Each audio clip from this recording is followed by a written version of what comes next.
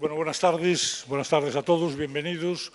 Simplemente hacer como presidente del Ateneo la presentación un poco de las actividades que este año vamos a realizar.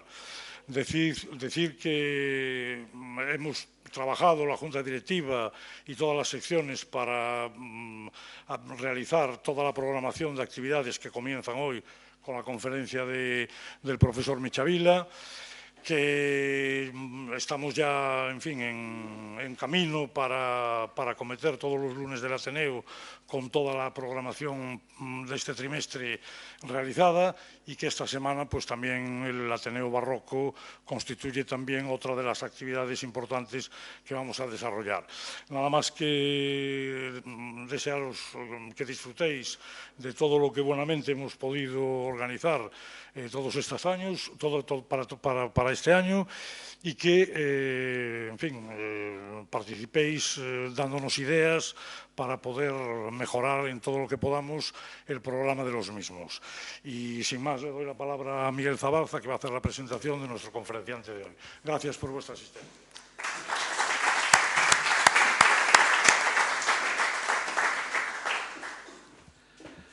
Bueno, pues vamos a comenzar toda esta serie de los lunes en una cita que hace Michavila en su libro. Cita a Eugenio d'Ors, que decía que en Madrid a las 8 de la tarde o das una conferencia o te la dan. Y en Santiago pasa un poco lo mismo, y los lunes son los lunes del Ateneo. Es cuando nos toca a nosotros comenzar en esto. Bueno, tengo yo el gran honor de poder presentar al amigo Paco Michavila, que desde el punto de vista de la universidad ha hecho un recorrido algo así como ideal. Es decir, a nadie se le puede ocurrir que alguien pueda pasar de una manera tan realista todos los pasos que uno puede dar a lo largo de la vida universitaria, ¿no? No solamente como hacemos cualquiera de los muchos que estamos aquí, que hemos sido profesores, que empezamos de estudiantes, comenzamos como profesores noveles, nos fuimos asentando, fuimos promocionándonos, tuvimos algunos cargos, etcétera. No, él todo eso lo ha hecho. Es decir, ya fue estudiante de ingeniería, es ingeniero de minas, empezó de profesor en la escuela de minas, continuó como director de la escuela de minas, se fue.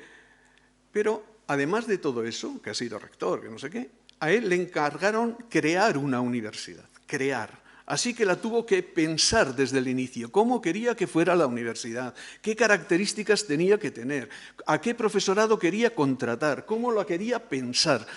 Es decir, ese recorrido de pensar la universidad, montarla, ponerla en funcionamiento, pasar después a la política sobre la universidad, al Consejo de Rectores, a ser secretario general del Consejo de Rectores. Es decir, que ha tenido un recorrido por la vida universitaria como será muy difícil que alguien tenga esa posibilidad de que te digan, oiga, piénseme usted cómo quiere que sea una universidad para Castellón. Bueno, la han hecho hijo adoptivo de Castellón, claro, porque Castellón, que no tenía universidad, que estaba con un colegio universitario, acabó teniendo él dice que una de las mejores universidades españolas. Bueno, aparte de eso, en el libro veréis, los que tengáis ganas de leerlo, pensamos al principio plantearlo esto como la presentación de un libro, pero a mí me parece mucho más interesante que el contenido del libro constituya una conferencia, porque tiene una temática suficientemente rica. Y esta es otra de las cosas. Yo ya llevo 50 años de vida universitaria, y muchos de vosotros más que yo todavía. Todo lo que nos ha pasado durante todos estos 50 años, todo, desde el LRU, el informe Brical, la aparición de la LOU, la aparición del informe de l'Ors, la aparición de ANECA y de las agencias de evaluación, la aparición de los programas, el desarrollo de nuevos planes de estudio. En todos ha estado Paco Michavila, o bien en la cocina, haciéndolos, o bien ya los había ideado antes y por tanto estaba haciendo de asesor. Es decir, que al final todos estos años que hemos estado en la vida universitaria, todo lo que ha ido pasando en la universidad, de alguna manera le ha afectado, o él ha afectado a esos procesos en que hemos estado metidos, ¿no? Y lo ha vivido con pasión, por eso el título del libro es muy adecuado. Y la pasión con todo lo que tiene la pasión, quiero decir, momentos de euforia, de pensar que las cosas le iban muy bien, de que lo que él pensaba salía adelante, y momentos de decepción, de reconocer es que esto no puede seguir así, yo no sé si dejarlo, no sé hasta dónde puede llegar esto. Es decir, eso que tiene la pasión efectivamente en la trayectoria de una persona. En fin, ya veréis que no es una conferencia nostálgica. Hargreaves, un gran pedagogo canadiense, decía que hay una nostalgia buena y una nostalgia mala. La nostalgia mala es la que te hace pensar que todos los tiempos pasados fueron mejor, que los estudiantes de antes eran mejores que los de ahora, que los profesores de antes eran mejores. Esa es una nostalgia mala. Y la nostalgia buena es pensar que, bueno, tuvimos muchos problemas, los fuimos superando, somos más viejos que entonces, obviamente, tenemos menos fuerzas, pero la vida universitaria puede seguir. Y a mí lo que me gustó del planteamiento que me había ofrecido es que cómo pensamos la universidad del futuro desde estos años en los que se ha vivido, y él los ha vivido muy intensamente, y cómo se puede pensar esa universidad que necesariamente tendrá que ser europea, que necesariamente tendrá que ser mucho más flexible, mucho más contextualizada, todo esto pueda llevar consigo. Pues aparte de todos otros méritos, esto es lo que espero que Paco nos cuente esta tarde. Tu turno.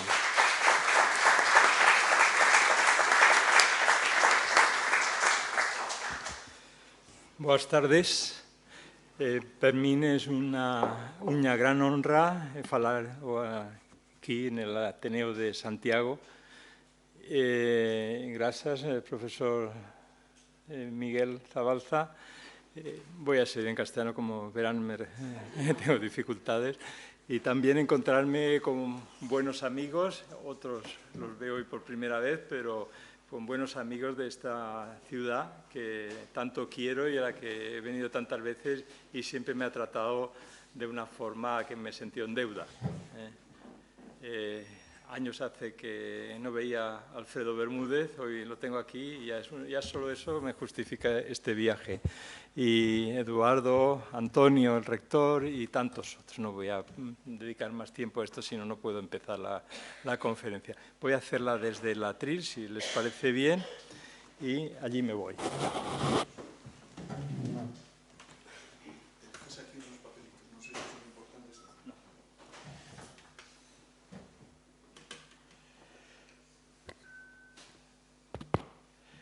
Bueno, voy a empezar, si me permiten ustedes, con una de las conclusiones que quiero presentarles.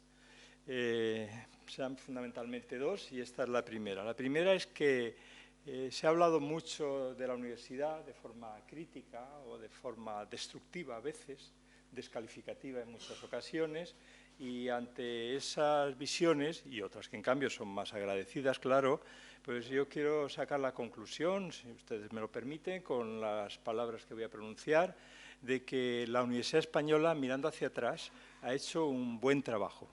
Yo no quiero caer en decir un gran trabajo, pero sí incluso muy buen trabajo en los últimos años. Incluso si miramos más allá de los 40, si miramos incluso en el siglo XX y lo que llevamos del XXI.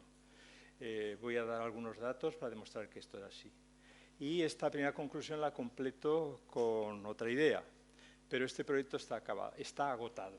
Este proyecto está agotado. Este proyecto no es un proyecto que puede seguir en el futuro. Sí, podemos seguir, claro, por inercia, por pura rutina, pero no es lo que la sociedad desearía que hiciésemos, no es nuestra obligación ambiciosa de futuro y, por lo tanto, quiero abordar alguna modesta aportación, junto con otras que desde la propia sala saldrán sabiendo mucho más que yo. Permítanme que empiece, por lo tanto, mirando un poco hacia atrás. Miren, a comienzos del siglo XX, en 1900, el problema de la sociedad española en la educación no era la universidad, era el analfabetismo. Había un 60 y tantos % de españoles analfabetos, más del 70% de mujeres. Y un poco más adelante, aproximadamente en los años 30, comienzo de la Segunda República, había bajado ese porcentaje, pero aún era del 31%. Entonces, ese era el problema que teníamos. ¿Y cuál era el estado en 1900 de las universidades? Sí, voy a ser muy rápido en esto, no se crean que me voy a entretener en un pasado lejano. Pues había 10 universidades en España, 10 universidades, pero si esas son pocas, lo peor era que la última que se había creado se creó en 1574, no me equivoco, en la Universidad de Oviedo. La primera de Salamanca, en 1218, pero desde 1574 hasta 1900, bueno, digamos lo mejor, hasta 1915 se creó la de Murcia, no se había creado en ninguna otra universidad. También había otra característica, y el sistema era centralista de una forma acérrima. Por ejemplo, solo se podía cursar el doctorado en la Universidad de Madrid, que se llamaba Universidad Central, desde que en 1836 se trasladó la Universidad de Alcalá a Madrid. Facultades había 5, solo una universidad tenía las 5 facultades, era la Universidad Central de Madrid. Las facultades de farmacia, de medicina, de derecho, de ciencias y de letras, esas eran las 5. El número de estudiantes son unas pinceladas solo para que situemos el tema. Eran 8.000 alumnos oficiales en la suma de todas las universidades españolas en 1900. Si contábamos los alumnos libres, los que iban a examinarse, llevaba 17.000 en total. Licenciados de ese año fueron 1.900. Y las mujeres que tenían licenciatura, que habían alcanzado la licenciatura, eran 6, doctorados solo eran 2. Los doctorandos de ese año, 200. Y catedráticos, 407 en los datos oficiales de ese año, de los cuales 100 estaban en la Universidad de Madrid. Por lo tanto, datos muy pobres. Eso los propios pensadores de la época ya lo recogían. Una persona de esa época del regeneracionismo como Ricardo Picabea decía que como el instituto, la universidad era una cosa muerta por dentro. Unamuno lo decía en algunas consideraciones sobre la educación burguesa en España, de 5 años antes, en el año 95. No quiero abundar en excesivas cifras de años. El propio Giner de los Ríos, en escritos sobre la Universidad Española, en la última década del siglo pasado, insistía constantemente en eso. Había, además de estas universidades, estas pocas universidades, unas escuelas profesionales, unas escuelas de tecnología, las escuelas de ingeniería. La mía, donde yo estudié, la más antigua, en el siglo XVIII, algunas eran del XIX, incluso el principio del XIX, y luego algunas otras escuelas como de comercio y eso, pero poco más, ya no había nada más. ¿Y cuál era la influencia de la universidad en la sociedad española?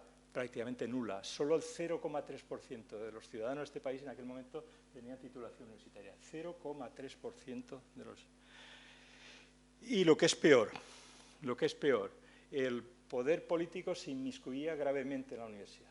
Las cuestiones universitarias que se promovieron en la segunda mitad, en el último tercio del siglo XIX, fueron catastróficas. El marqués de Orobio, ministro de Fomento, que era el ámbito en el cual estaban asignadas las universidades, promovió lo que se llamaron las cuestiones universitarias. La del año 68 expulsó de la universidad a lo mejor de la universidad. ¿Por qué? Por no adherirse a la forma monárquica de gobierno, por no adherirse a la religión católica, por no seguir las sanas costumbres de la moral tradicional y por no seguir los libros de texto aprobados oficialmente. Es todo un retrato, si me permiten que lo diga. Y esto fue así, y entre ellos estaba el propio Giner de los Ríos, pero también estaba Castelar, también estaba Salmerón, también estaba Azcárate, también estaba Julián Sanz del Río, y muchos otros fueron expulsados en ese año, en el 68. Pero en el 75, tras la vuelta, el retorno de la monarquía borbónica, volvió Marqués de Orobio, otra vez de ministro de Fomento, y entonces pensó que no era suficiente con expulsar a la universidad, los metió directamente en la cárcel, a casi todos ellos. Y de ahí, 1875, de ahí que en el año 76 se creó la Institución Libre de Enseñanza, con muchos de ellos impulsados por Giner de los Ríos. Luego es verdad que con el siglo XX y la llegada en el año 31 de la República, se pretendió, como en otros ámbitos de la educación, de la sociedad en España, modernizar el país. Digo pretendió. Y entonces la universidad también tuvo su oportunidad, una oportunidad abortada, que fue la ley para la reforma de las universidades, el nombre es muy parecido al que luego hablaremos, posteriormente, en el cual Fernando de los Ríos, como ministro de Instrucción Pública y Bellas Artes, que era el nombre de aquel momento, pues promovió una ley que pretendía poner en el centro de la actividad universitaria la ciencia, introducir la sensibilidad pedagógica y además también reformar el funcionamiento de las universidades. Bueno, eso murió porque se adelantó la disolución de las Cortes y quedó en un proyecto de ley. Pero yo les invito, si tienen curiosidad por el tema, que busquen y que lean el preámbulo de esa ley, porque es una maravillosa lección de educación comparada. Bien, luego, bueno, también de esa época la Junta para Ampliación de Estudios, etcétera, que no quiero entretenerme demasiado, pero después viene la llegada del franquismo y entonces eso significó una catástrofe para las universidades y para el pensamiento científico y la educación.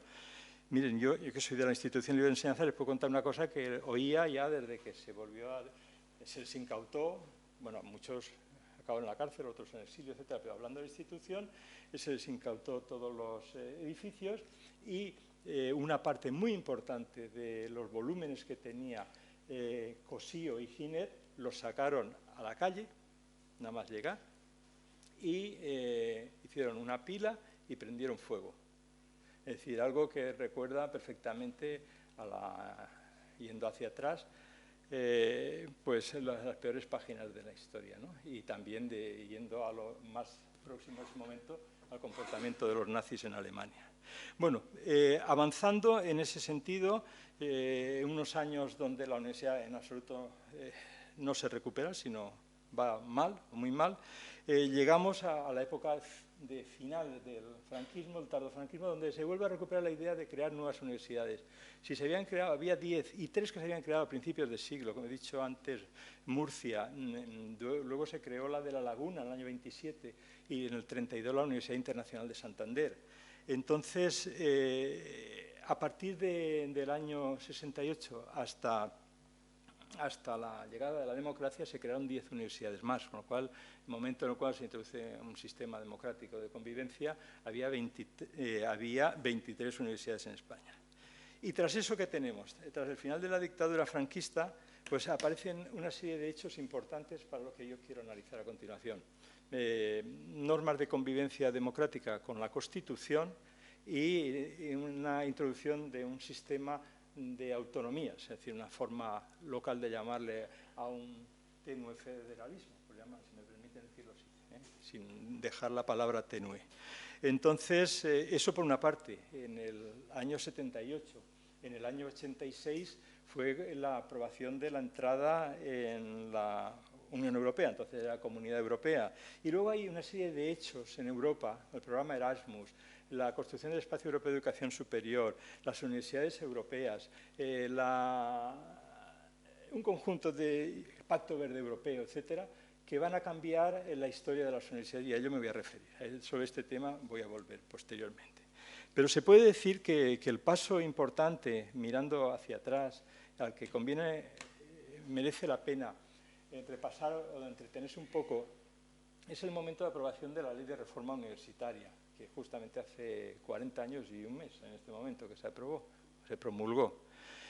¿Por qué? Porque introdujo una serie de ejes para modernizar la universidad, en los cuales se establecían planteamientos interesantes, algunos maximalistas, algunos utópicos, otros realistas, o bastante realistas, que fue el punto de partida de una visión y un debate, incluso de unas discrepancias ya en clave universitaria en este país. En cuanto al gobierno de las instituciones universitarias, en esa ley, como sabéis, se introdujo la figura de los consejos sociales. Consejos sociales que quizá venían influidos porque algunos de los que redactaron la ley habían pasado temporadas en Estados Unidos. Es una imitación de alguna forma de los Board of Trustees, pero es la participación de la sociedad en la universidad. Cierto es que se planteaban algunas cosas en cuanto a este asunto que creo que aún siguen pendientes, como es el que definir los perfiles idóneos para miembros de los consejos sociales, y no basta con decir que los miembros de los consejos sociales se encarguen de completar los presupuestos universitarios, ¿no? Habrá que hacer cómo y además estableciendo, más allá de una declaración voluntarista, unos mecanismos para que eso sea posible. También otra cosa es la ordenación de los estudios y de las titulaciones. Se introduce una forma de organizar los estudios racional, con unas materias comunes a todo el Estado, otras propias de la universidad y otras de libre elección de los estudiantes. Poco, un 10% como mucho, pero ya hay un principio de esto. Y también se establece un catálogo de titulaciones universitarias, lo cual estaba bien de hacer un catálogo nuevo, pero también ahí volvemos a caer que no con una ley se cambia un país, ni mucho menos. Y entonces, ¿qué ocurre? A mí me contaba algún secretario de Estado que en la reunión preparatoria del Consejo de Ministros, cuando se iba a la propuesta de incorporar una titulación al catálogo, como tenía que pasar por el Consejo de Ministros, pues entonces esto se traducía en un debate tremendo entre ellos, pero cada uno no hablando del ministerio en el cual estaban, sino de su titulación. Es decir, ahí aparecían las cosas personales. Pero bueno, fue un paso adelante. Yo tuve una experiencia en esa época bastante amarga, un fracaso uno más de los que he tenido en mi vida. Y es el tema de, luché mucho porque se crease un título, el de ingeniero de energía, que ahora existe, pero yo no lo conseguí en aquel momento. Y lo intenté, movía todo, incluso en algún momento me sentí, por ser ingeniero, como que me miraban y me decían, estos ingenieros qué corporativos, no me lo decían, pero qué corporativos son los ingenieros. Me sentía mal y cuando yo no iba por ahí. Luego, al final se consiguió, yo también tuve un papel en el final, pero que costó mucho, que no era algo lógico, porque aparece, ¿a quién puede negar que titulaciones de ese estilo hacían falta en la sociedad española en estos años y ahora? Otra cosa es, otro cambio se propone en la ley es el profesorado de la carrera académica. Claro, el profesor es el elemento clave para cambiar una institución como la universidad. Bien, eso es evidente. Pero ¿cómo ayudar a que eso sea así? Y sobre todo, si se decía en aquella época, se acordarán o habrán leído al respecto, decía, la universidad es una torre de marfil, algunos lo decían. Entonces, ¿cómo romper esas barreras? ¿Cómo volver a que fluya o que empiece a fluir por primera vez las relaciones entre el mundo laboral y el mundo académico? ¿Cómo? Bueno, pues ahí es otra figura que se intentó introducir, yo creo que con buena intención y con resultados bastante pobres, que es la de profesor asociado. En cambio, una cosa que estuvo bien fue el artículo que permitía los contratos con la industria, el artículo 11, etcétera, que las universidades pudiesen sacar sus concursos, también está bien, y hubo una cosa tenue, incipiente, pero que luego se ha consolidado, también con sus claros y sus oscuros, que es la evaluación del profesorado, de la docencia, digamos que regular, por ser generoso, y de la investigación, pues bastante mejor. Al mismo tiempo se constituyó el Consejo de Universidades, que fue muy valorado, y se pretendió acabar con la atomización de la universidad en la organización del profesorado, con los departamentos, también con mucho ruido de fondo. Y luego otro asunto que se establecía en la ley fue los mecanismos para la creación de nuevas universidades. Eso ahí también, la idea era buena y en cambio lo que ocurrió es que se disminuyó la fuerza de los académicos frente a los políticos, dicho así. ¿En qué se traducía eso? En que los informes que tenían que hacer los académicos no iban a ser vinculantes, con lo cual, bueno, se hacían los informes, yo viví algunas experiencias de esas muy poco satisfactorias, y se hacían los informes, pero luego las comunidades me decían, da igual, hacer el informe, intentabas hablar con ellos para suavizarlo, oye, es que va a ser negativo, ¿cómo podemos hacer con pequeños retoques para que sea positivo? Y decían, bueno, si nosotros lo aprobaremos de todas formas, da igual cómo sea el informe. En fin, en definitiva, después de esta ley, como bien saben, se siguieron unas cuantas leyes posteriores y me lleva a una afirmación que yo no quiero que la interpreten como excesiva, que España tiene una gran tendencia, o los políticos en España tienen una gran tendencia a hacer leyes en el mundo educativo, es el país de la legislación educativa. Entonces, cada grupo político o cada persona que llega al Ministerio de Educación pretende hacer una ley nueva. Es como pasar a la historia a través de dejar la huella legislativa. Y eso, claro, no es que se apruebe una ley nueva, es lo que lleva tras de ella. Es decir, elaboración de reglamentos, de estatutos, etc. Por lo tanto, una pérdida muy grande de tiempo. Parece que hay otras fórmulas mejores. Es decir, por ejemplo, Estados Unidos, con toda la complejidad del país, tiene la misma constitución que al principio. Lo único que tiene es enmiendas. Pues algo así se podría haber hecho y abordar los problemas directamente en lugar de eso.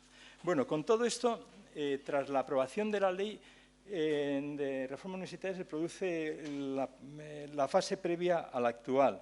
En el año 2020 había 86 universidades. 86 universidades, de las cuales 30, ahí la diferencia de creo que la diferencia falta un número. 36 eran privadas, pero en cambio los tamaños de las universidades no eran iguales. El 84, bueno, digamos en tiempo presente, pero 2020 no son iguales. El 84,4%, creo que es eso, de los estudiantes estudian en las públicas y el 15,6% en las privadas. Pero además resulta que es muy curioso el sistema universitario en España, como bien sabrán, porque no es un sistema dual, es totalmente asimétrico el tema, porque resulta que las universidades, los tamaños son distintos. Yo hice un trabajo hace 7 u 8 años y en aquel momento los datos que me daban no están actualizados. El tamaño medio de las universidades públicas en España era de 27.000, mientras que las privadas era 7.000. Y además el momento de creación, se produce un gran boom de creación de universidades públicas desde el 84 hasta el 97. Públicas después de esa creo que solo ha habido una. En cambio, de privadas es luego cuando crecen mucho, pero también en esa época también había crecido. De públicas en ese periodo, 84-97, somos el primer país de nuestro entorno europeo en creación de número de universidades. Y de privadas somos en todo el periodo de creación. Estas cosas nos llevan a que el sistema surge, pero le falta esa armonía. También está el planteamiento de unas y otras. De eso hablaré luego.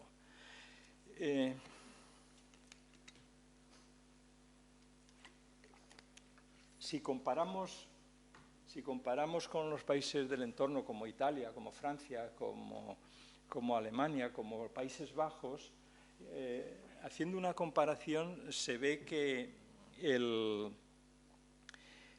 número de universidades ha crecido más en España que en todos estos países. Y una cosa que también es curiosa es, otro tópico, es que en España, hablando de universidades públicas en particular, hay demasiadas universidades. Esto se decía mucho, ahora se dice menos.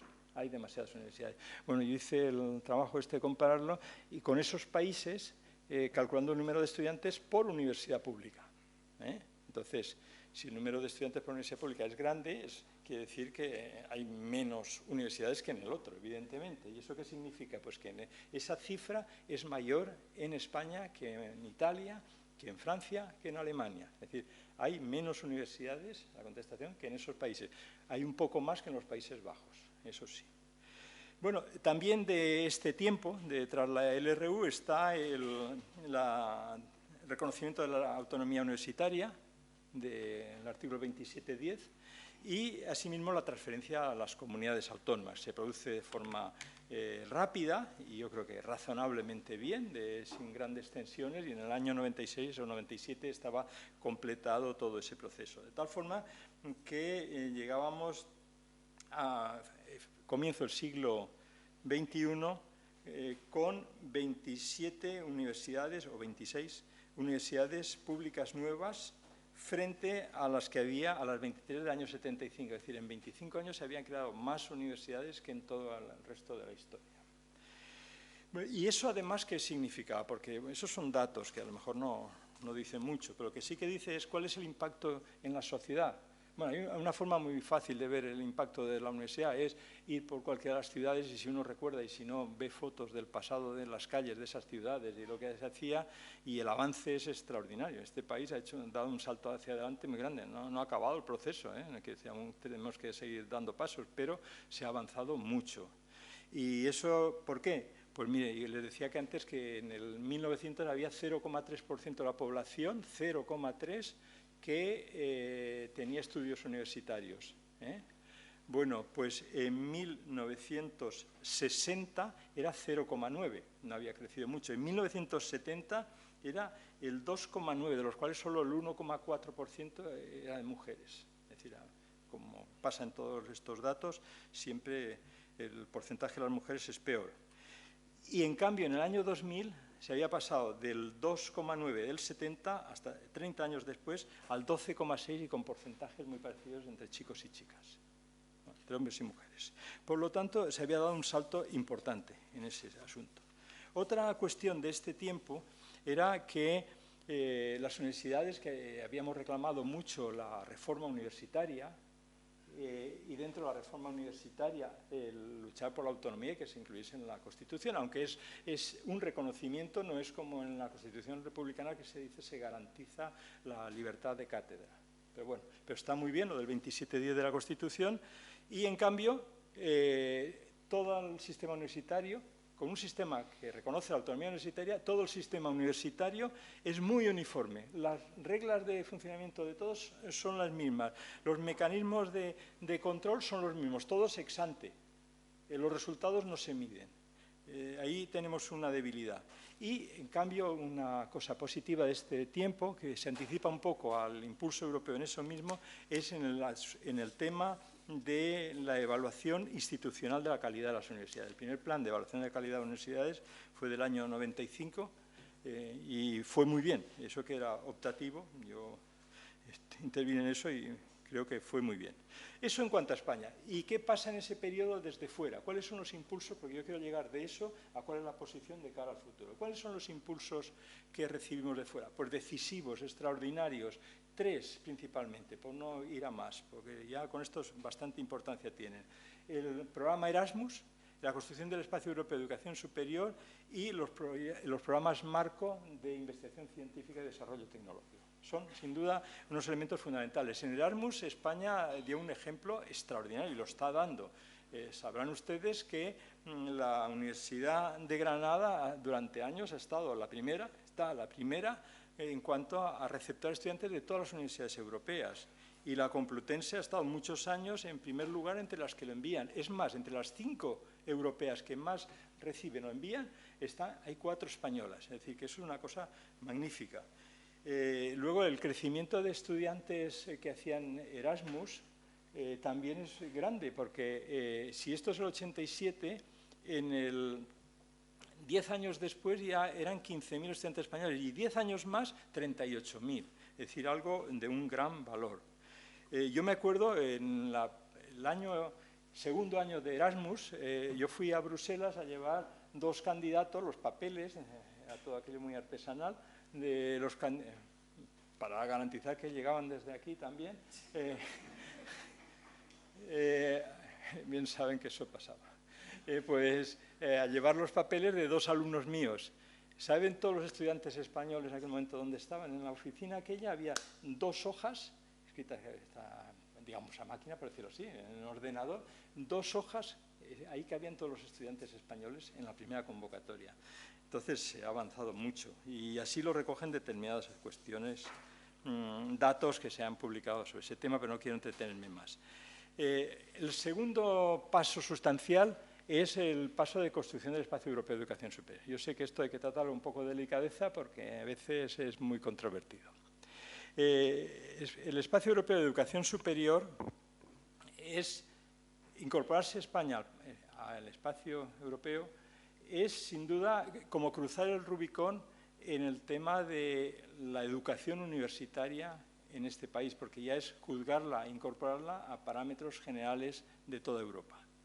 Bien, de ello, tener una estructura común de estudios, es conocido por todos, no me voy a entretener, tener un mecanismo de evaluación de los trabajos realizados por los estudiantes mediante los créditos europeos también, y también la garantía de calidad, es decir, que permita la homologación de los estudios cursados en un sitio se pueda en otro sitio.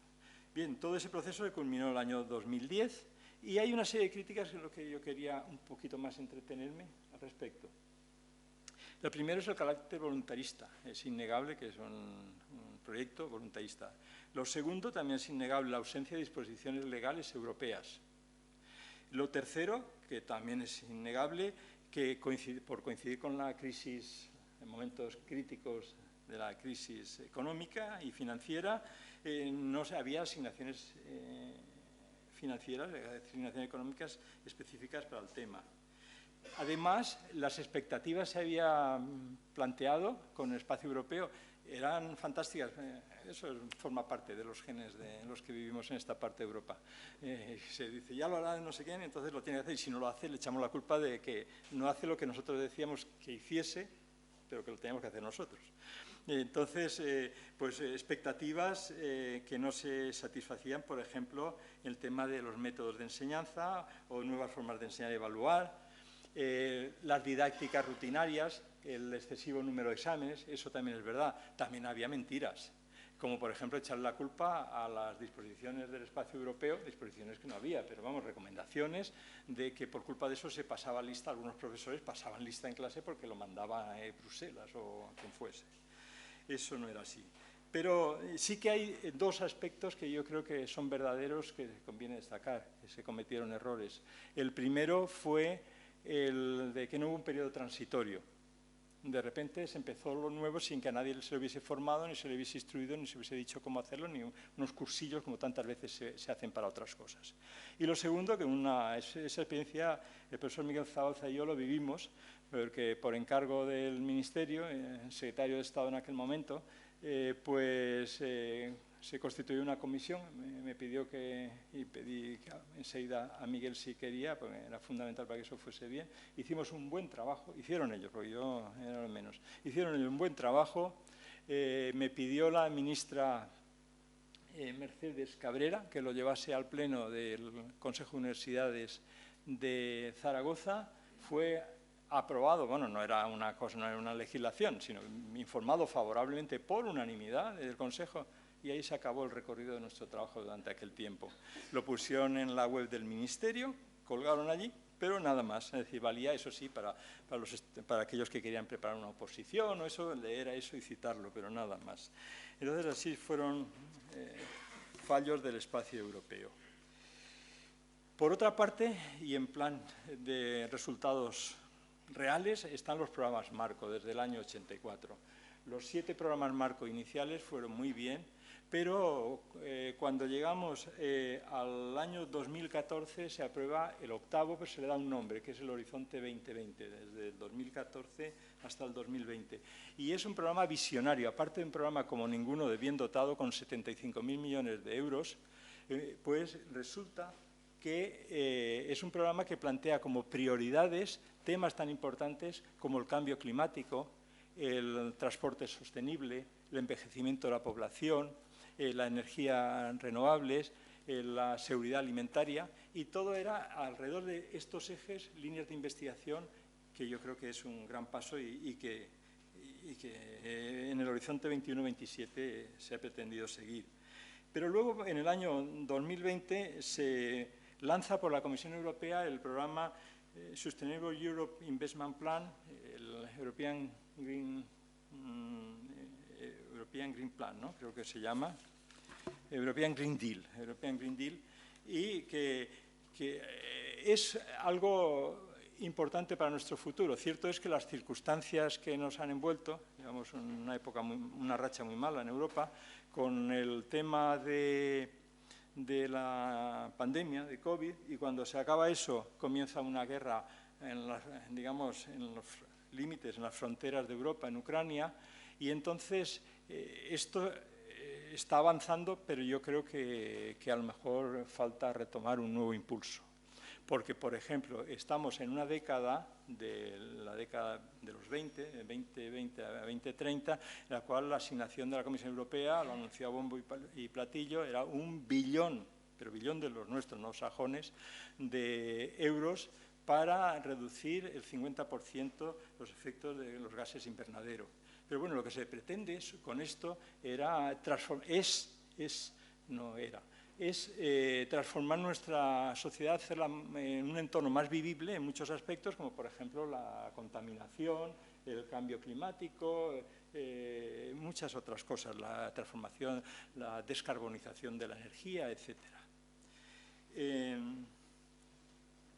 Este proyecto significaba algo que a mí me recuerda a algo que pasó previamente en Europa, que fue una causa de éxito, que fue el proyecto Airbus. El proyecto Airbus unió a los europeos en un gran proyecto común. y un proyecto de éxito, ¿no? Pues esto incluso es mayor y esperemos que sea así. Bueno, pues con todas estas cosas llegamos al momento actual. Entonces, el momento actual es, como decía al principio, la primera conclusión es que el modelo creo que está agotado y que así no se puede seguir por inercia. Requiere un nuevo impulso. Bueno, pues aparte que lo diga yo, que puede ser poco valorado porque lo diga yo, hay datos de que requiere un nuevo impulso. Por ejemplo, el otro día la presidenta de la CRUE en Santander recordaba que el gasto en España en educación universitaria es un 32% por debajo de la media europea en educación universitaria, un 32%. Cuando estamos oyendo que España es una de las grandes potencias de Europa, que una de que está en la cabeza en unas cosas, en la cabeza en otras, pues en media, no es que sea un 32% por debajo de Alemania, ¿no? De la media europea, un 32%. Pero más clarificador incluso que ese dato es un informe de la EUA, European University Association, en la cual dice que el sistema universitario español está en declive y bajo presión. En declive y bajo presión. El dato anterior, se me olvidó decirlo, el 32% era de Eurostat, es decir, no es un dato hecho ahí en una cocina cualquiera.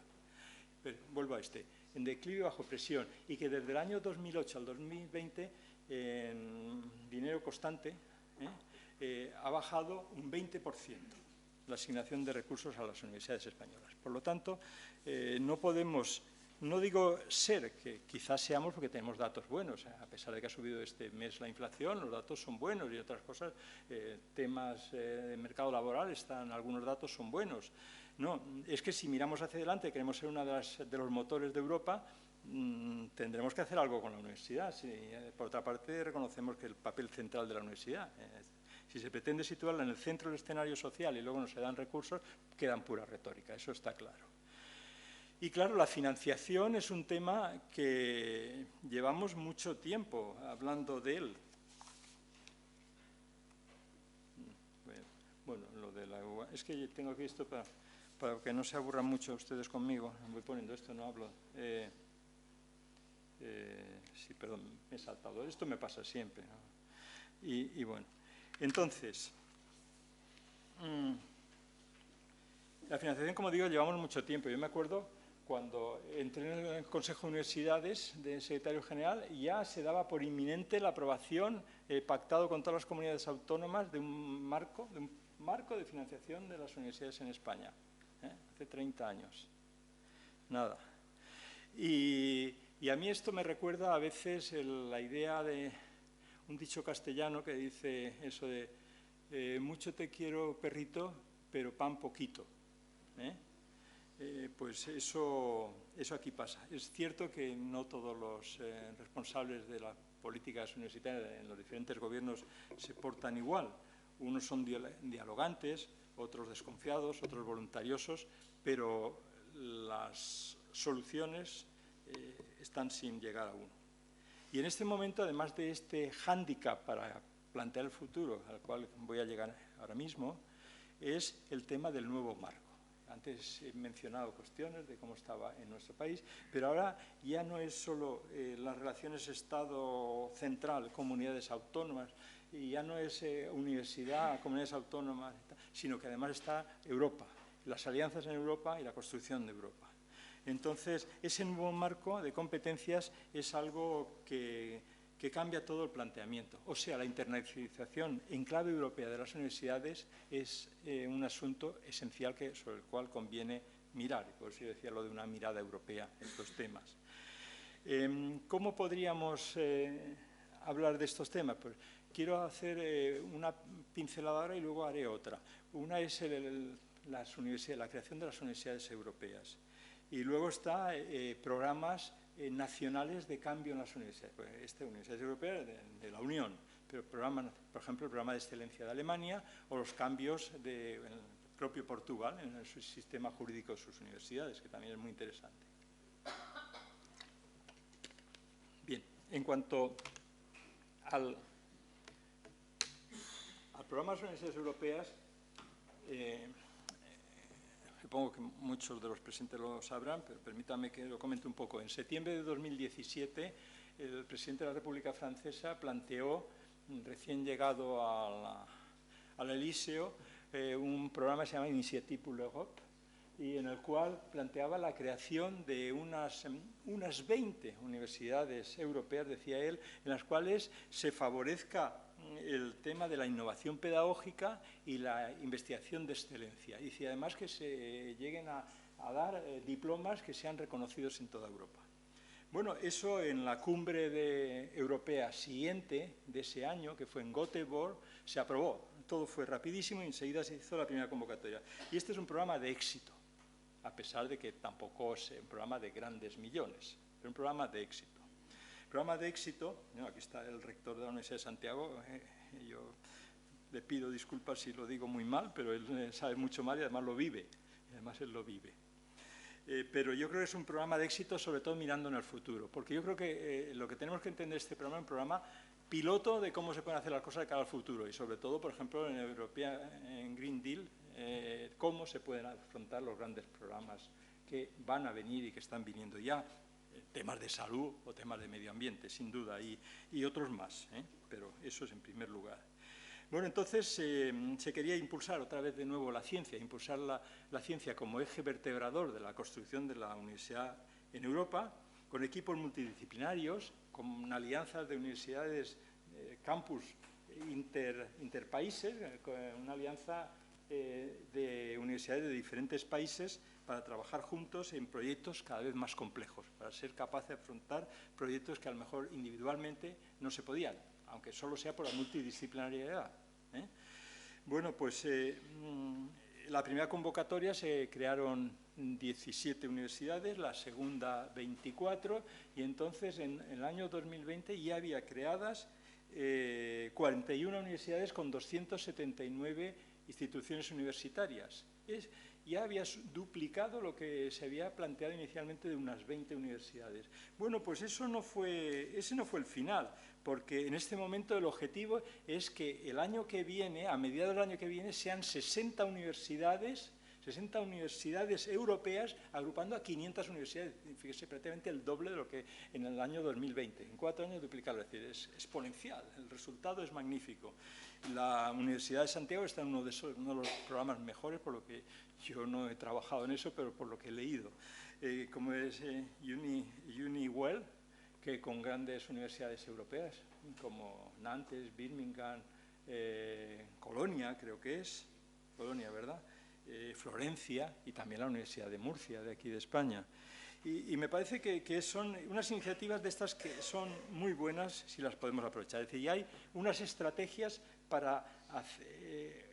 Eso de la unión hace la fuerza en clave universitaria. Unirnos para ser capaces de afrontar los grandes proyectos, porque las demandas de investigación con la complejidad que tiene, no hay ninguna universidad, por buena que sea, por muchas Sorbonne y Heidelberg que haya, no son capaces de hacer eso. Hay que hacerlo entre unos y otros, uniendo unos y otros.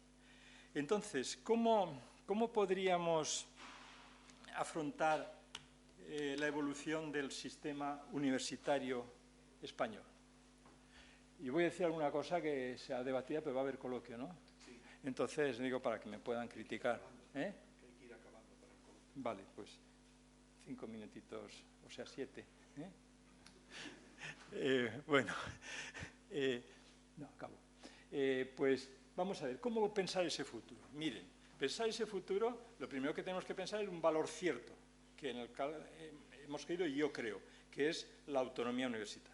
Es decir, de una construcción que las universidades como instituciones autónomas, ¿cómo habría que afrontar ese futuro?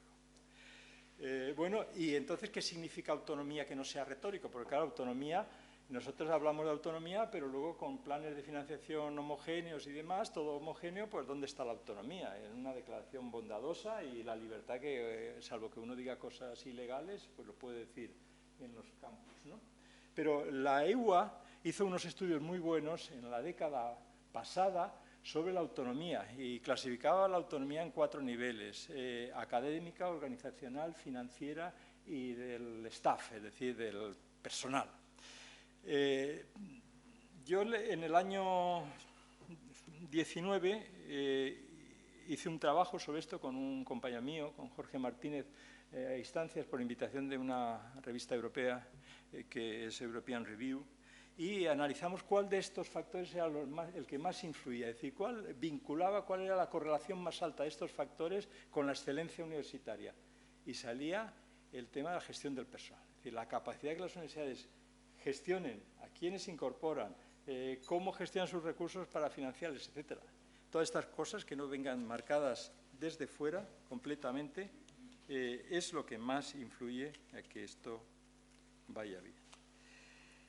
Bien, pues esa es una primera idea. La segunda idea es, como decía, el impacto del enlace con otras universidades en Europa. Y antes he hablado de las universidades europeas, pero también el programa de excelencia de universidades alemanas es una forma de abordar la búsqueda de la excelencia localmente, que no se opone a la otra. Por ejemplo, Heidelberg es una de las universidades excelentes seleccionadas en Alemania y también forma parte de una de las universidades europeas, en la misma red que la de Sorbonne. Y también otras instituciones similares que se pueden citar en ese caso. Entonces, el porvenir universitario sería, en definitiva, uno de los ejes, insisto, la capacidad de realizar proyectos de investigación complejos y de carácter multidisciplinario, de integrarse con otras universidades, formar campus interuniversitarios sin necesidad de proximidad geográfica y además gestionar su personal. Ese sería uno de los ejes, si me permiten, situando dos puntos en una línea recta en uno de los puntos en el extremo. En el otro tenemos el gran papel que han hecho las universidades en este país para subir el nivel de la sociedad, el progreso de la sociedad, la renta per cápita y todo esto. Y no hay que caer en esto que, no sé si llamarlo el vicio de los nuevos ricos, que ahora todo es excelencia universitaria y hay que olvidarse de lo otro. La cuestión es cómo conseguir esa conjugación, esa armonía, porque no son opuestos, ni pueden ser estancos uno y otro. Pero hay ahora muchas universidades que, sometidas a las mismas normas que otras universidades, se sienten incómodas, en España en particular, y en otros sitios, pero en España, que es lo que estamos hablando. Entonces, la situación sería que hay dos modelos de universidades, de objetivos de universidades que habría que intentar armonizar. Eso significa que a unas universidades se le debe dar, como en el caso de Alemania, que lo hacen, la etiqueta de excelente y las otras no, las otras son del montón. No, pero sí que cada universidad, según su voluntad y sus expectativas y su entorno de desarrollo tecnológico, lo que se quiera llamar en cada caso, pueda optar en un momento determinado y puede evolucionar, porque por eso he puesto en primer lugar con toda la intención lo de la autonomía de las universidades. Entonces, este asunto de este sistema de dos tipos de objetivos universitarios a alcanzar sería una cuestión esencial para definir la evolución del sistema universitario. O sea, creo que el sistema universitario en España tiene que ser divergente, no buscar en que sea uniforme. Divergente en el sentido, me refiero, de objetivos, no de otras cosas, ni de que unos se lleven todo el dinero público para esas universidades y otros, unos estén bien financiados y otros infrafinanciados. Pero ningún poder gubernamental, a mi modo de ver, debiera de tener la capacidad de limitar lo que las universidades quieran hacer. Eso sí, introduciendo un sistema de medición de los resultados bien mediante un sistema de rendición de cuentas, no con controles ex ante, es decir, que se vigila al principio y luego ya que hagan lo que quieran, no, pero con un sentido de responsabilidad ante los ciudadanos, ante la sociedad a la cual se deben las universidades y, como digo, por lo tanto, con una asignación de los recursos en función de sus resultados.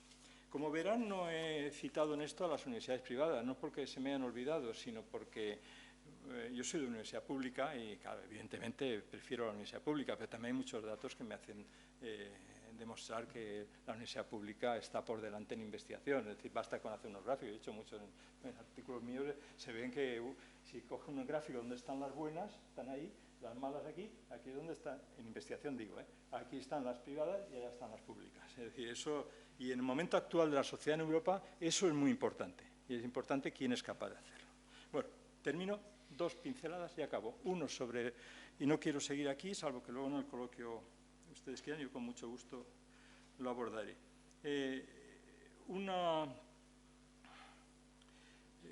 un apunte sobre el papel de los profesores y otro sobre la formación de la juventud universitaria.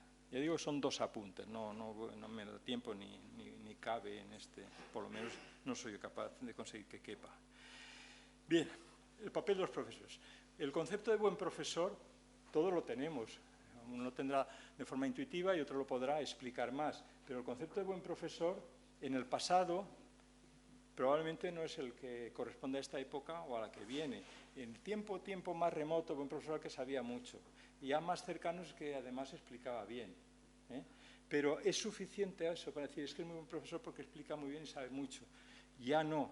Vivimos en una sociedad que las relaciones humanas son mucho más directas, se acortan las distancias sociales. Entonces, la relación entre profesor y alumno no puede haber una separación de decir, bueno, yo les doy clase y ya luego ya no es mi papel. No, ese compromiso de los profesores con los alumnos es fundamental. Hay un magnífico trabajo, una obra capital de 3 volúmenes de un libro americano que es How the College Affects the Students, de Pasqualello Terenzini, que durante 30 años estudiaron la influencia de las relaciones informales en el buen aprendizaje y demostraban que cuanto a las relaciones informales están. Y permítanme que les cuente 2 brevísimas anécdotas mías.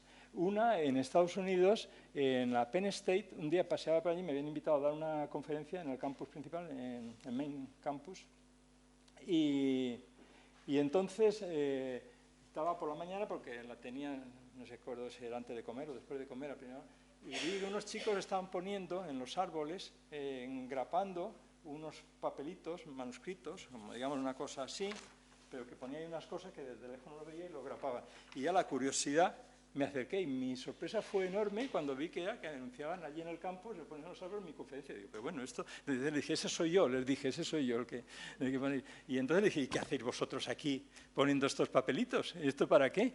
Y entonces dice, no, es que nosotros lo hacemos esto por la universidad. Ah, es que os pagan. No. Y entonces, ¿y qué estáis? ¿El departamento? No, colaboramos en estas cosas. Y es que sentían la universidad suya y eso les hacía de verdad sentirse responsables y formarse de una forma tan importante como las ecuaciones diferenciales mías y las de Alfredo. Es decir, eso sí que es importante. Y otra anécdota, la segunda. Un estudiante mío, y tengo bastantes anécdotas de estas, pero no voy a contar nada más que esta más.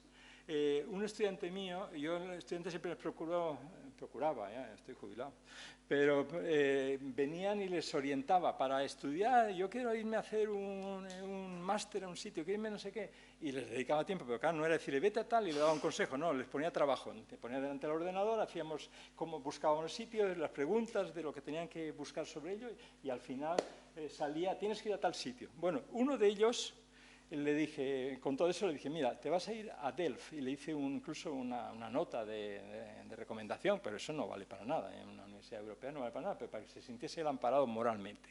Y te vas a ir allí a Delft y tal. Bueno, se fue este chico, era un buen estudiante. Y al cabo de 2 meses me escribió un correo que lo digo solo por la primera frase de ese correo. Empezaba su correo, dice, usted ha cambiado mi vida. Es decir, esa es la influencia del profesor, no digo que en mi caso, sino en general, como un ejemplo, no lo tomen en cosa personal. Bueno, y la última cosa es el apunte sobre, ¿me dejas? Un apunte sobre el tema de la formación de la juventud.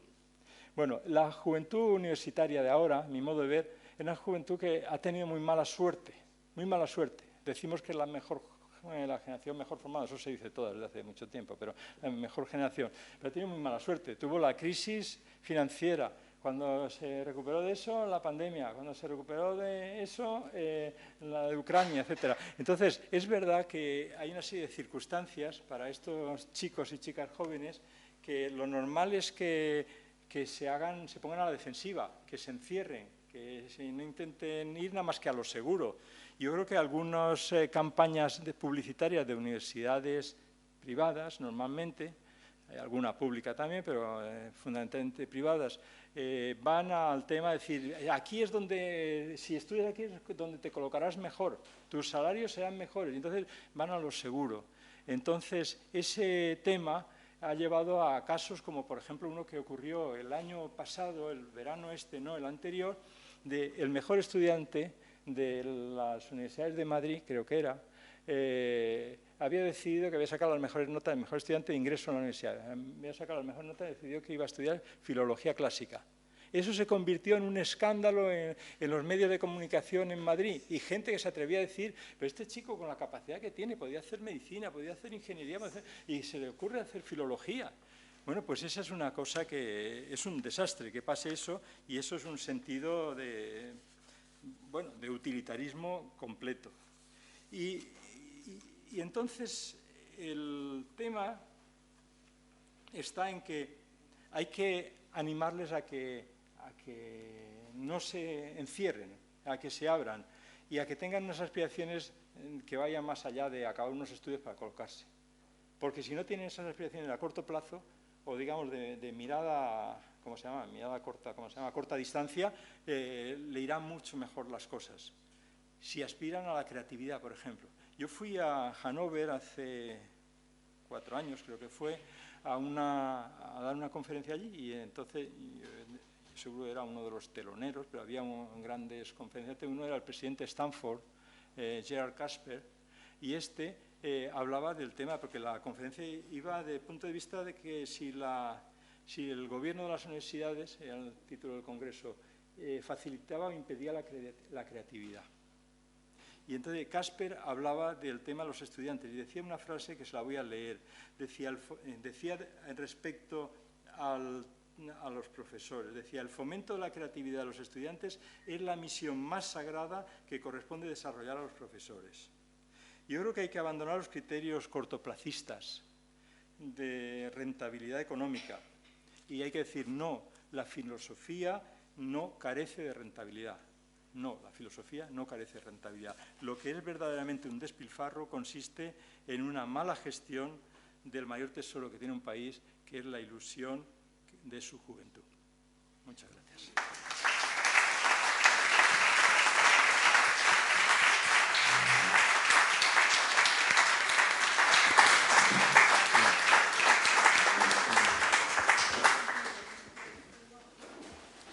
Muy bien.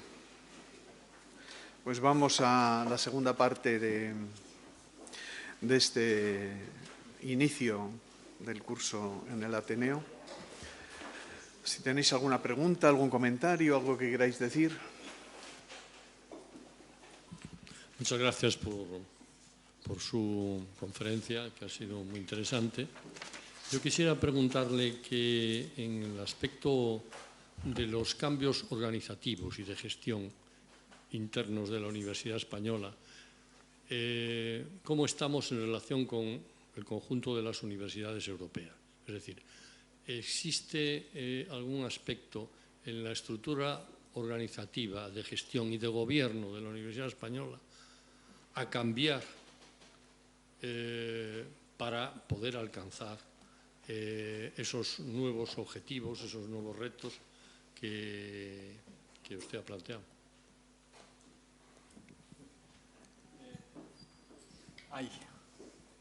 Gracias, Martina. Bueno, insisto, está aquí el rector, le puede contestar mucho mejor que yo, pero ya que me pregunta a mí, voy a contestar yo, claro. Pues cada país tiene su historia universitaria y no puede uno al final decir, ahora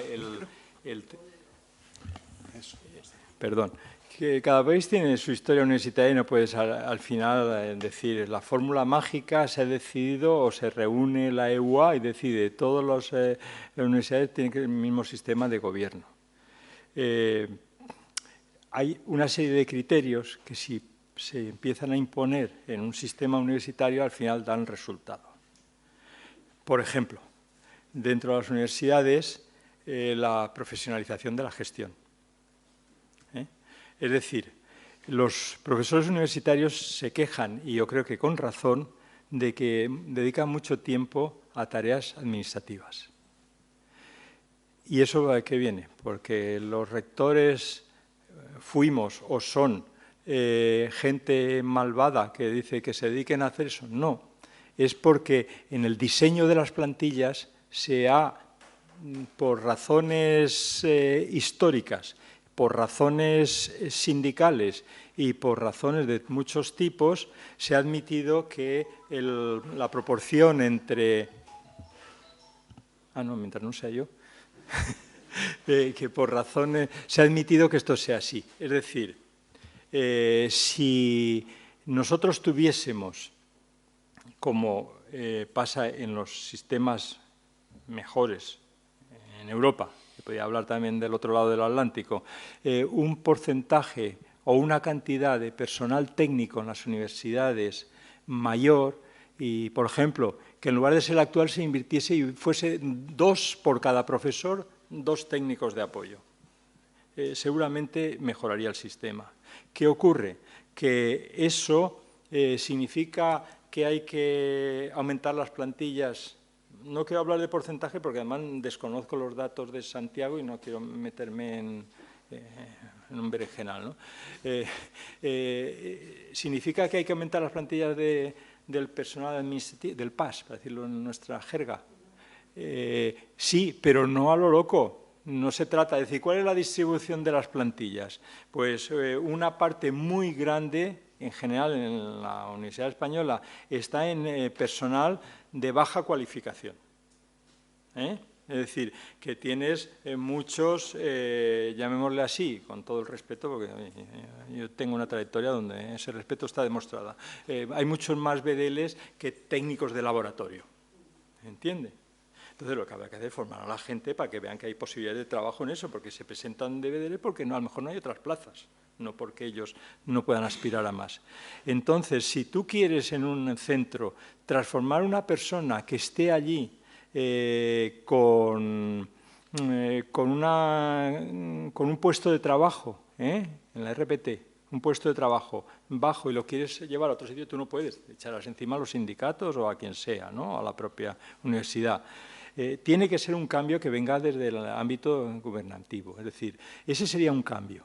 Y otro es, vamos a ver, el tema de los dirigentes de las universidades actuales, yo creo que hacen una labor muy buena. Yo tengo muchos amigos entre rectores actuales de las universidades. La hacían buena antes y ahora como mínimo la hacen igual de buena. Pero hay cosas que no se les puede pedir. Si ellos tienen responsabilidad de todos los temas, dedican mucho más tiempo a tareas gerenciales que a tareas de dirección académica, que es lo excelente. No es porque el otro sea malo. Oye, pues una persona que ha estudiado empresarial y luego va a hacer gerencia. Eso no quiere decir que sea peor peor que los que dedican a matemáticas, por supuesto. En matemáticas somos los mejores, pero los demás también son buenos. Una broma, ¿eh? Entonces yo creo que lo que haría falta es una redistribución de tareas. ¿Qué ocurre? Que se ha creado en las universidades españolas, como lo mencionaba antes, unos consejos sociales, que es una figura buena, pero que no se aprovecha. No se aprovecha, porque los consejos, a mi modo de ver, que funcionan fundamentalmente mediante sus reuniones, no son buenos. Tienen que funcionar mediante su trabajo cotidiano en las reuniones para aprobar lo que sea y para avanzar. Pero hace falta el trabajo y entonces ahí hace falta una dedicación. Yo me acuerdo una vez, estando en la Penn State, que hubo un ejemplo rompedor. Voy a contarlo. Resulta que llevaban una propuesta al Board of Trustees, al Consejo Social de allí, pero fíjese a dónde, no era ni el rector ni era fuera de la universidad. Una propuesta de subir las matrículas de los estudiantes para generar una bolsa. Yo luego matizaría, de esto estoy describiendo, no doy mi opinión, una bolsa de recursos adicionales para captar buenos investigadores. Complemento añadido. ¿Por qué? Porque habían perdido posiciones en los rankings de bastantes áreas cruciales para la universidad. Bueno, pues eso que se llevó allí y que se aprobó además, ¿en qué se tradujo? En que toda la universidad estaba pendiente de lo que hacía el Board of Trustees. Todos estaban, incluso los periódicos, es decir, que tenía impacto. ¿Cuántas veces tenemos nosotros, salvo alguna cosa esporádica, y son los responsables de aprobar los presupuestos? Es así, ¿no? Entonces, esa figura existe, pero hay que revitalizarla. Es decir, esa figura hay que revitalizarla. Hay que cambiar la reorganización del... Por eso yo citaba, claro, es que quizá he querido abarcar otras cuestiones y no me he entretenido en ella, pero la gestión del personal es fundamental para que una universidad vaya bien y para que un sistema universitario. Los responsables de la política universitaria tendrían que abordar estas cuestiones, no más leyes, sino estas cuestiones. Hay que resolver los problemas, eso es lo importante.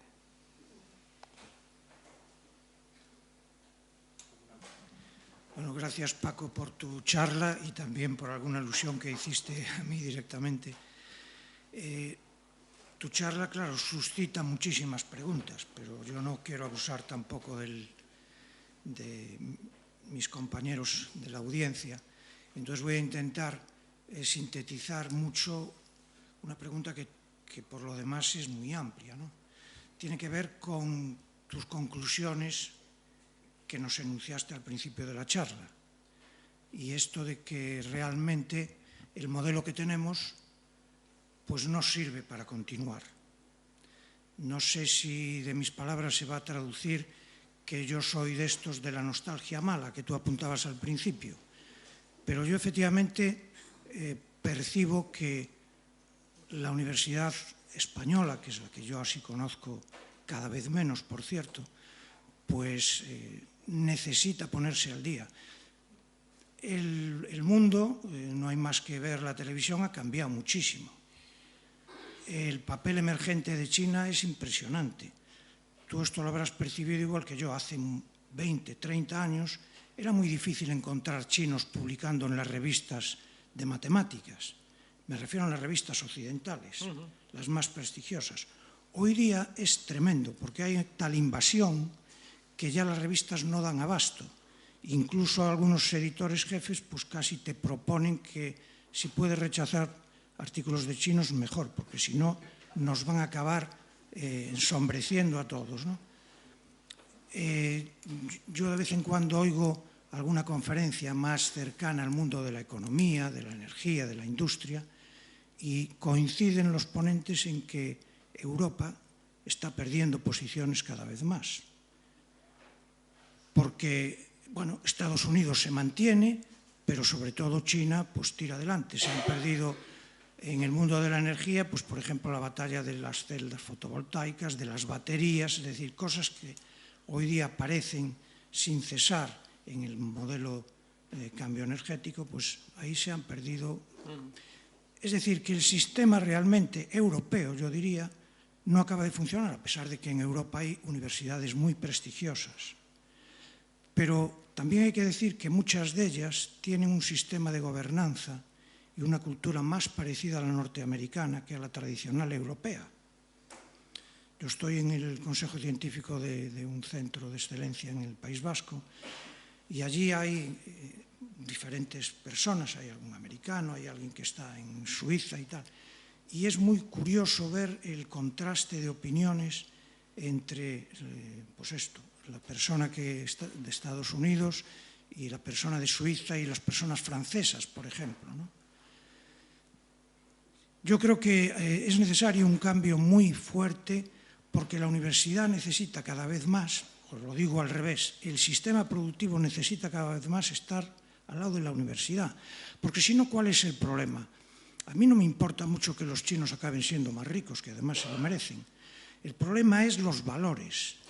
Si Europa no tiene una posición fuerte en el contexto universitario, al final vamos a ir en declive y nuestros valores van a ir en declive, cuando somos, creo yo que ahí nadie duda, la zona del mundo que tenemos la situación mejor desde el punto de vista de los valores, ¿no?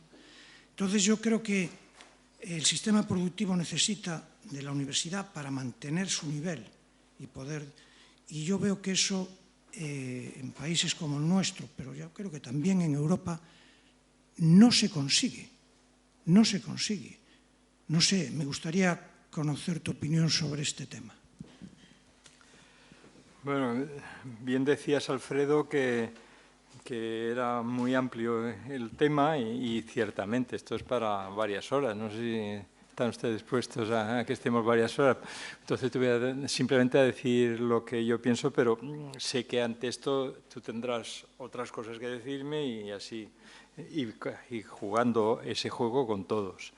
Vamos a ver, yo estoy de acuerdo en el tema que eso que dices se dice mucho, y es verdad, en los datos, incluso en los propios rankings universitarios, en las posiciones de las universidades europeas. Tampoco es que baje catastróficamente, hay pequeños cambios, muy pequeños. Entonces, pero bueno, creo que Europa en este momento tiene un proyecto de futuro. Yo creo en él. Ha pasado muchas veces en la historia del europeísmo que ha habido momentos de lucidez y momentos de oscuridad. Y si en los momentos de oscuridad no se hubiese seguido luchando, pues se hubiese acabado el proyecto. Desde todo el 19 es una lección de eso, es una lección. Yo creo que Europa en este momento tenemos que superar, o tenemos que desear que se superen, porque no depende de los que estamos en esta sala, la situación actual del tema del conflicto en Ucrania, de la invasión y de la agresión del señor Putin a unos ciudadanos que en el fondo son muy próximos a él, pero querían un planteamiento de libertad que no quería perder ese control. Entonces, pero eso no, el proyecto europeo no es el culpable de ese desgarro. Eso ha venido de fuera. El tema de la pandemia también. Hay muchas otras cosas que están jugando en contra. Y en esos momentos yo creo que es cuando hay que estar más convencidos de que el proyecto europeo merece la pena. Se ha luchado mucho por este proyecto. Ha habido momentos de... Pensemos que en el año 28, yo creo 28-29, el ministro de Asuntos Exteriores alemán y Aristide Briand, que era el de Exteriores francés, que era alemán, no me acuerdo cómo se llama, Strassen creo que era, presentaron en la Sociedad de Naciones ya un proyecto federal para Europa y se iba a avanzar mucho. Y pocos años después los totalitarismos se impusieron en Europa y se acabó con todo ese proyecto de esperanza europeísta. Yo creo que al final hay que pensar que hay que ser optimista a pesar de las dificultades y que la libertad tiene que estar por encima de las cosas malas. Y entonces, dicho eso, creo que el proyecto europeo es válido. En este momento, como pocas veces anteriormente, ha habido momentos que se proponían cosas. Fue un momento esplendoroso los años 1980 y tantos, en la época aproximadamente cuando entró España, ¿no? y luego Erasmus y muchas cosas que salían muy bien y se impulsaban. Ahora el acento está puesto en investigación, que con lo que tú estás diciendo, yo también lo decía antes, es una causa fundamental para construir Europa. Es el instrumento, es el centro fundamental. Mira, yo hace unos años escribí un libro que se llamaba La Universidad Corazón de Europa. Y luego pensé que había puesto un título muy cursi. Pues la Universidad Corazón de Europa parecía... Bueno, al cabo de un tiempo he pensado, pero si es que es eso. Es que es eso, es el corazón, no digan el corazón de las telenovelas, ¿no? Es el corazón que impulsa que todo funcione, que se vaya de un sitio a otro, el conocimiento. Es la Europa del conocimiento la que puede tener futuro. Entonces tú planteas, claro, cosas que yo no soy capaz de decir que no, porque los datos que aportas de cómo el crecimiento de los que se dedican a la investigación y a la universidad y a las publicaciones, etcétera, chinos, están en forma expansiva. Absolutamente, claro. Bueno, el propio ranking de Shanghái, ¿por qué sale? Porque era el principio para luego formar toda esta generación de gente fuese. Pero yo creo que tenemos unas bases en Europa que no hay que perder la fe en que nuestra posición sí que puede ser fuerte. Y volviendo a lo de primero que decías, es el tema de que yo decía que no sirve por inercia, pero déjame añadir una cosa más para que se entienda lo que yo quería decir. Decía que el proyecto que ha habido hasta ahora creo que está agotado y que necesita un nuevo impulso, que no se puede seguir por inercia. No es que diga que hay que derruirlo, no, es que hay que darle un nuevo impulso, es lo que yo decía, uno nuevo, no parar los impulsos. Hace falta digamos, el pulso, digamos, ¿cómo se llama?, cardíaco, lo que sea, la tensión arterial en Europa, hace falta más garra, más impulso hacia adelante. Y siguiendo como estamos ahora, en el caso español, pues no lo resolveremos. Hace falta dar un salto adelante en investigación. Todo. Y por eso a mí no me gusta en una intervención estar siempre hablando de financiación, pero es que tomé la decisión de empezar por ahí, en lo que iba a decir aquí, en esa parte aquí, porque es la verdad, si no es lo otro es retórica. Y bueno, y podía seguir. Sí, gracias. Francia, hablando también de financiación, por poner el ejemplo de un país un poco más de nuestro entorno y con carrera también funcionarial en el profesorado, invirtió muchísimo dinero en la fusión de las universidades con el objeto de tener más visibilidad internacional y de traer estudiantes internacionales, algo que algunas de ellas han conseguido. ¿Usted cree que es un ejemplo para España si tuviéramos esa posibilidad de inversión o realmente no es válido para nuestro caso? Bueno, eso supongo que habrá muchos en la sala que lo contestarán. El propio Alfredo, lo hemos visto él y yo desde la misma óptica el tema este. No sé la contestación de él y de otros, pero yo le doy la mía. Ahora, el problema de las universidades en Francia y por qué se hace la fusión, nosotros la relación que teníamos con Francia era con París 6, la Universidad Pierre y Marie Curie, que ahora es la Sorbona, porque tuvieron una cosa genial, fusionaron la 1, la fundamental, la de la filosofía, con la de la ciencia. Es que hay visión más genial que esa, claro que sí, esa.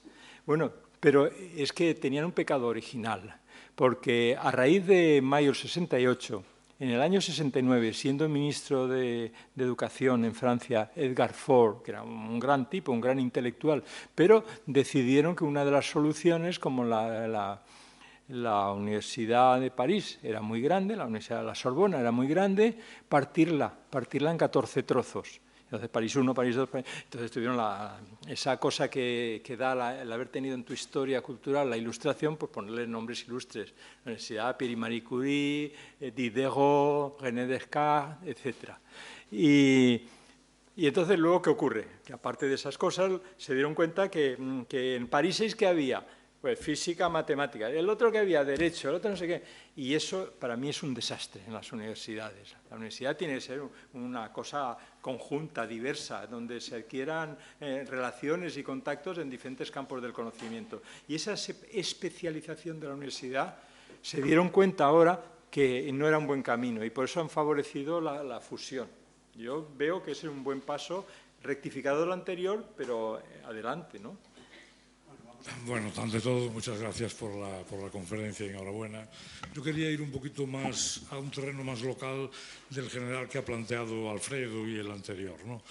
Y ¿cuál es tu opinión acerca de la conciencia que pueda tener la ciudadanía con respecto a la aportación de la universidad a la ciudad, no solamente desde el punto de vista social y académico, sino incluso desde el punto de vista económico? Porque, y te lo pregunto también en tu condición de haber creado una universidad en una población mucho más grande que Santiago, no lo digo que no, pero ¿cuál era también en ese nivel la sensación tuya de cómo la ciudadanía de Castellón acogía la creación de una nueva universidad y cuál era su sentimiento con respecto a la aportación que esa universidad iba a hacer en términos económicos?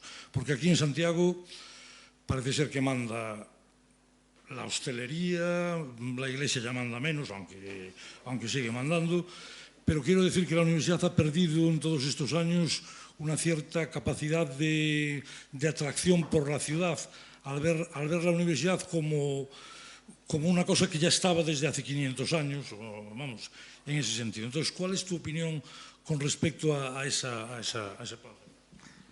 Sí, bueno, muchísimas gracias por hacerme esa pregunta, por poder contar una cosa que me gusta mucho hablar de ella. No de Santiago, que desconozco, pero sí son distintos los casos, pero si alguna cosa se puede o parecer o el mismo tipo de inquietudes. Mira, yo cuando me pidieron poner en marcha la universidad, crear la Universidad Jaume I, el presidente de la Generalitat me lo pidió y entonces tuvo gesto muy amable conmigo, contándome que quería esto, y yo le dije, mira, presidente, digo, la universidad, si lo que se quiere hacer es una universidad, como se llamaba entonces, y esta no es lo del caso Santiago, pero ahora cuando diga la palabra se entenderá que hay muchas de esas, una universidad de provincias, entonces, pues vale, pero yo eso no me interesa. Pero sí que te garantizo que con un buen uso de los recursos y pensando para qué queremos la universidad, sí que se puede hacer una universidad casi por el mismo coste, pero que sirva de verdad a hacer que avance el país y que progrese y la ciudad y todo. Bueno, después de varias reuniones, el presidente Lerma aceptó esto y entonces me dijo, mira, te vamos a hacer una cosa, te vamos a proponer que seas el director de un proyecto, un director nombrado por el Diario Oficial de la Generalitat Valenciana, para la creación de la universidad, con un año de tiempo máximo para hacerlo. Eso para mí fue una joya. ¿Y qué me permitió? Estoy contando este preámbulo para que se entienda lo que viene luego. ¿Qué me permitió? Pues preocuparme de cuáles eran los problemas de los ciudadanos. Movilicé la sociedad. Aquello era extraordinario.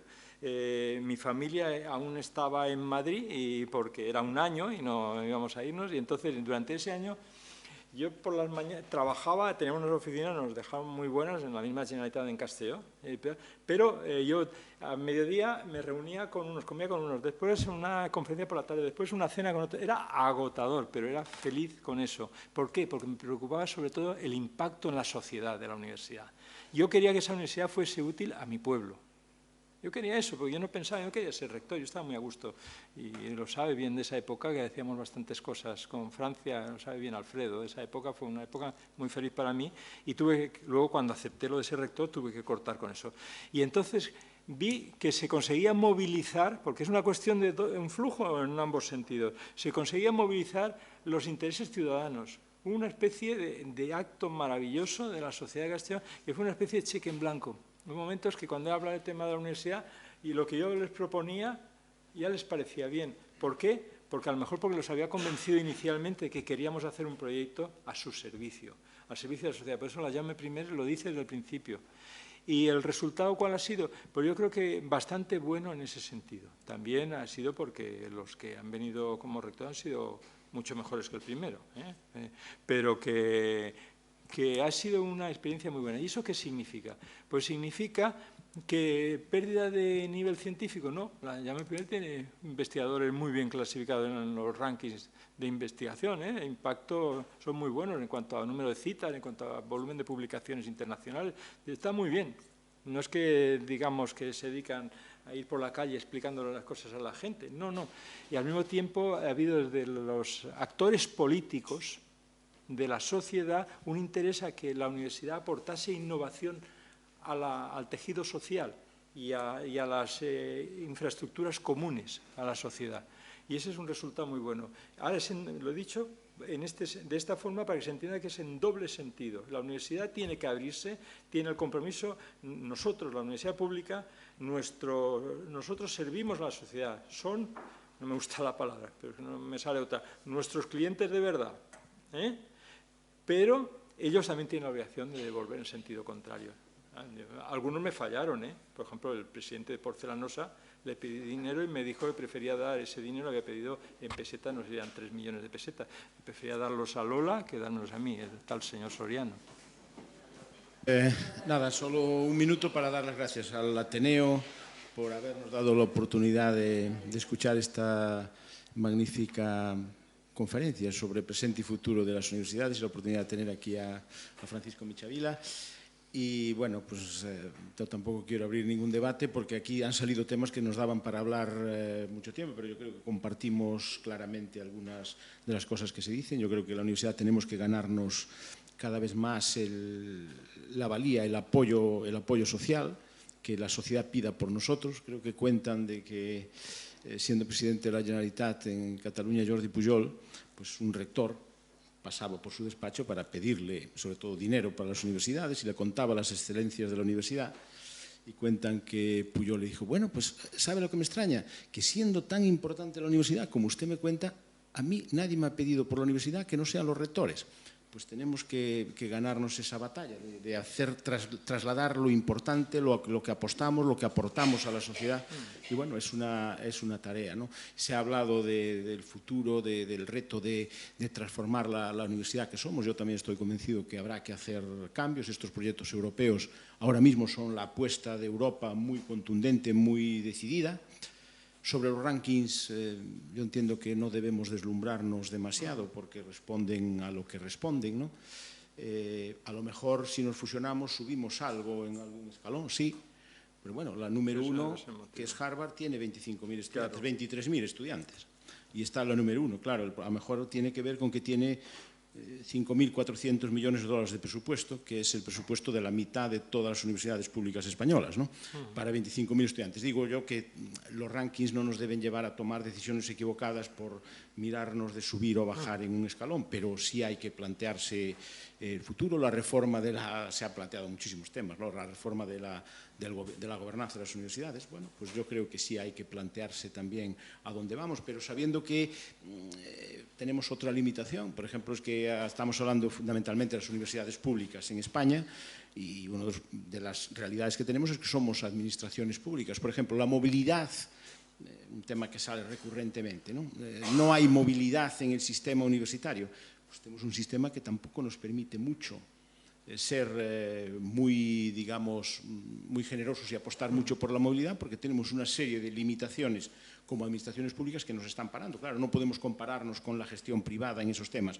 Es decir, yo creo que se han puesto sobre la mesa muchísimas cuestiones y yo creo que dan para un debate profundo porque, bueno, estamos ahí en ese dilema sobre a dónde vamos con el futuro. Pero el futuro, desde luego, yo creo que va a cambiar. Y unos problemas de Europa, al margen, al hilo de lo que se comentaba aquí, yo creo que ahí entra otro problema, que es el problema de la sociedad, de Europa como sociedad. Una sociedad que nos hemos envejecido, una sociedad que no tenemos peso poblacional, estamos perdiendo peso económico en el concierto económico mundial y, bueno, pues eso nos afecta también a las universidades, ¿no? Y ahí hay que pensar cómo reaccionamos en ese contexto. Pero bueno, yo creo que gracias por habernos sugerido tantas cuestiones, ¿eh?